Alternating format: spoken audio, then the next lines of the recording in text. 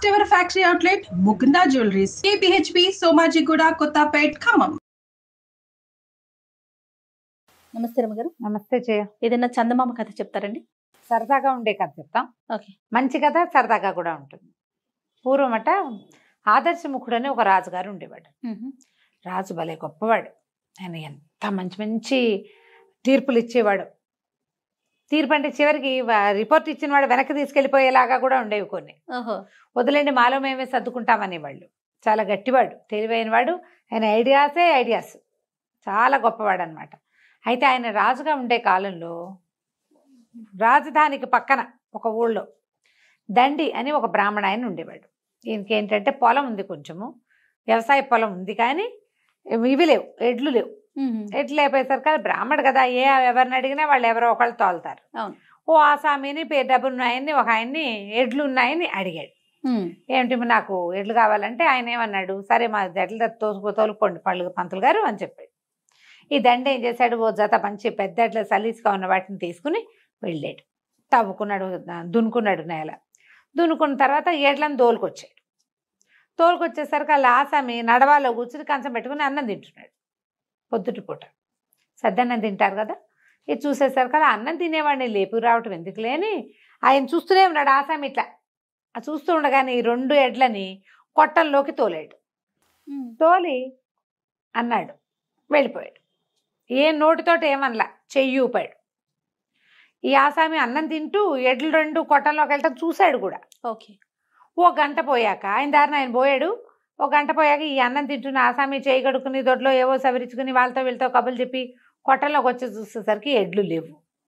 ఇదేం చేశాడు, కథ చెప్పుకున్నాం కదా ముందు, తోలాడు, కట్టాడు కాదు, తోలాడు అంతే. ఆయన కట్టుకుంటాడు అని ఊరుకున్నాడు. అక్కడి నుంచి ఎడ్లు వెతికాడు, అటు ఇటు ఎక్కడ కనపడలేదు. కొట్టంలో ఉండాల్సిన ఎడ్లు లేవు. పోయి దండిని అడిగాడు, ఆ కొట్టంలో మరి మా ఎడ్లేవి అని. కొట్టంలో తోలుతిని కాదు అన్నాడు. ఏం తోలేవు, కొట్టంలో లేవు, మరి వచ్చి చూపించన్నాడు. వెళ్తే ఏముంది, కొట్టం ఖాళీ, అందులో ఎడ్లు లేవు. నేను తోలేను, నువ్వు చూసావు అంటాడు. నువ్వు నాకు చెప్పలేదు, నువ్వు తోలలేదు అంటాడు ఈయన. నువ్వు నాకు చెబితే వేరు, నా ఎడ్లను నాకు అప్పచెప్పాలి, నేను నీకు అప్పచెప్తాను కాదు, నువ్వు కూడా నాకు అప్పచెప్పాలి కదా. ఇక ఇప్పుడు నా ఎడ్లు నాకు ఇస్తావా చస్తావా అని కూర్చున్నాడు. ఎడ్లకి ఒక జత ఉంటే దున్నుకోవడానికి గతి లేనివాడు కొనుక్కుని వచ్చి ఎక్కడి నుంచి ఇస్తాడు. అక్కడి నుంచి ఆసామి గారు ఒప్పుకోలే. పదా రాజుగారి దగ్గరకు నీ సంగతి తెలుస్తానన్నాడు. ఇద్దరు బయలుదేరారు. ఇలాంటి కథ ఇదివరకు విన్నాం మనం. అవును. ఇద్దరు బయలుదేరితే దారిలో పోతుంటే ఒక ఏరు దాటి వెళ్ళాలి అవతలకి. ఒక వడ్రంగా అయిన ఒక ఆయన మనకేవో చిన్న పనులు చేసుకోవటానికి చెక్కలు కొట్టుకు రావడానికి అడవికి పోతున్నాడు. ఆ పోతూ పోతూ ఏం చేశాడు, ఆ ఏరు దాటాలి. ఏరు ఎక్కువగా ఉంది. గొడ్డలింట అని నోటితో ఖర్చు పట్టుకుంటారు కదా కర్రలు, అలా పట్టుకుని ఏరు దాటుతున్నాడు. దాటుతూ ఉంటే ఈయన ఏం చేశాడు, ఇదండి చప్పట్లు కొట్టి, ఏంటి నీరు ఎక్కువగా ఉందా అని అడిగాడు. అడిగేసరికి అలా అవును అని నోరు చెప్పబోయాడు. నోట్లో కాస్త టుపుక్కని జారి పడిపోయింది. ఇట్లా అనాలి. సమాధానం చెప్పబోయేసరికి అలా అంటున్నాడు. లేదు ఊలేదు, వెళ్ళైపోయింది. గొడ్డలి నీళ్ళలో ఏరు వడిగా ఉంది కదా, కొట్టుకుపోయింది.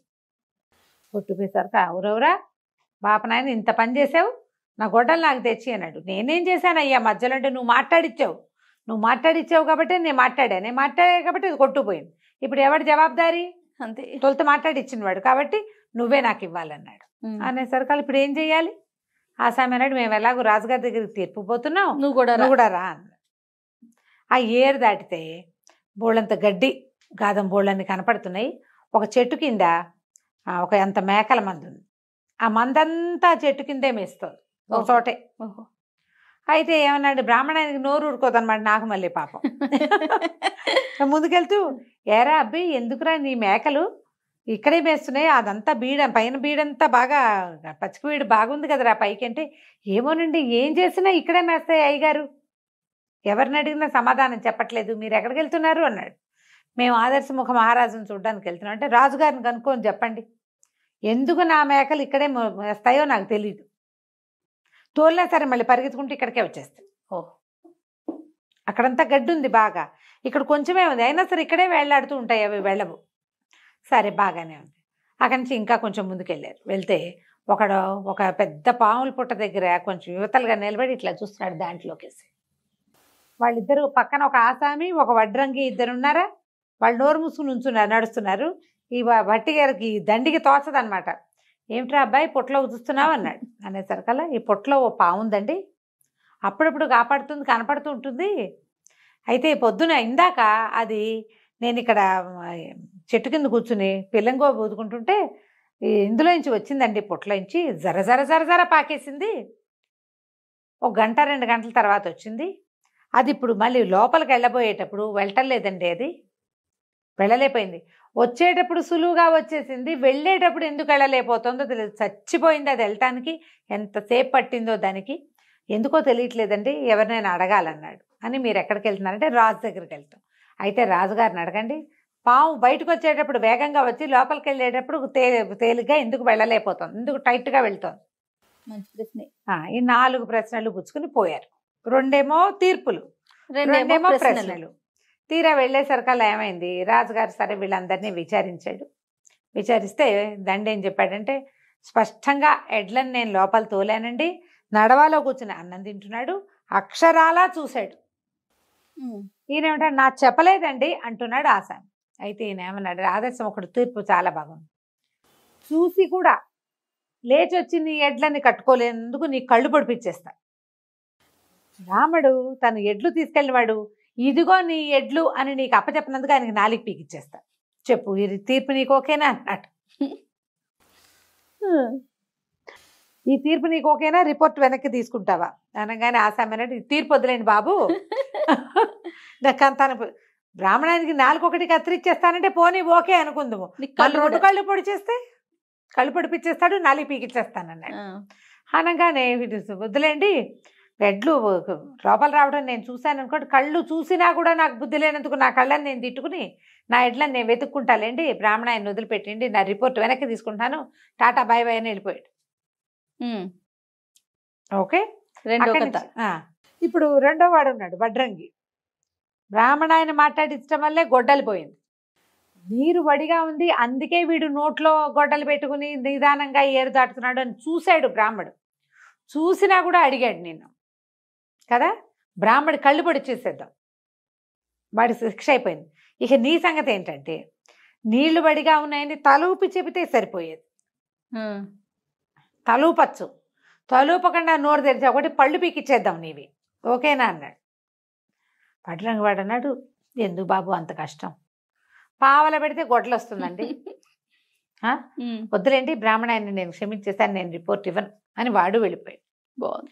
ఇప్పుడు ఈ దగ్గర దండి దగ్గర 2 ప్రశ్నలు ఉన్నాయి, మేకలు అండ్ పాములు. ఈ మేకలు ఎందుకోనంటే ఒక చెట్టు కిందే మేస్తాయండి, అదొక పెద్ద నేరేడు చెట్టు, ఆ నేరేడు చెట్టు కిందే మేస్తున్నాయి, అవతల ఇంకా గడ్డి ఉంది కానీ ఆ గడ్డి మీదకి వెళ్ళవటం ఎప్పుడు ఇక్కడే మేస్తాయంటే ఆయన అన్నాడు, ఓహో ఆ దారిలో ఉన్న నేరేడు చెట్లు కాదు, సరే ఆ నేరేడు చెట్టు మీద పెద్ద బ్రహ్మాండమైన కొండ తేనెటీగల తేనె పట్టుంది, ఆ చుక్కలు కిందకి రాలుతుంటే ఆ తీపికి అలవాటు పడి మేకలు ఇంకో చోటకి వెళ్ళలేదు, వచ్చే వారం ఎలాగో చెట్లు కొట్టించేస్తానులే, ఆ మేకలు చచ్చినట్టు ఇంకో చోటుకి పోతాయి, తీపి కొత్త రుచి తగిలేసరికి వెళ్ళడం మానేస్తున్నాయి అన్నమాట మేకలు, వెళ్ళకుండా అక్కడున్న గడ్డే పిక్కు తింటూ ఉంటాయి. ఒక చోటే పడవు కదా, గాలికి చుక్కలు అటు ఇటు ఆ చెట్టు కిందే ఉన్నాయి. అక్కడి నుంచి ఇది కూడా అయిపోయింది, ఆ చెట్టు కొట్టించేస్తే మేకలు ఆ చెట్టు వదిలేసేసి వేరే చోటకి వెళ్తాయి, గడ్డున్న చోటకి, ఈ తీపి కాసిపడి ఇక్కడ ఉండకుండా ఉంటాయి. 4వది 2వ క్వశ్చన్, ఇక్కడ పాము బయటకు వచ్చేటప్పుడు ఆకలితోటి వస్తుంది, బక్క చిక్కిపోయింది, పొట్టలో ఆహారం అంతా అరిగిపోతుందా, బయటకు వచ్చేస్తుంది చకచక చకమని.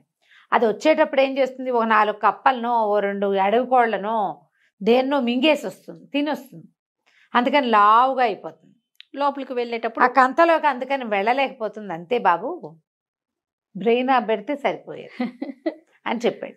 ఈ 2 సమాధానాలు తీసుకుని 2 తీర్పుల గురించి నవ్వుకుంటూ ఆ దండి మళ్ళీ వెనక్కి నడిచెళ్ళి వెళ్తూ అక్కడ ఉన్నవాడికి, ఆ మేకల వాడికి ఆ కబురు, పాము దగ్గర ఉన్నవాడికి 2వ కబురు చెప్పి తన గ్రామానికి వెళ్ళిపోయాడు. కథ కంచికి మనం ఇంటికి. చాలా బాగుందండి. నమస్తే రమ్మగారు. నమస్తే.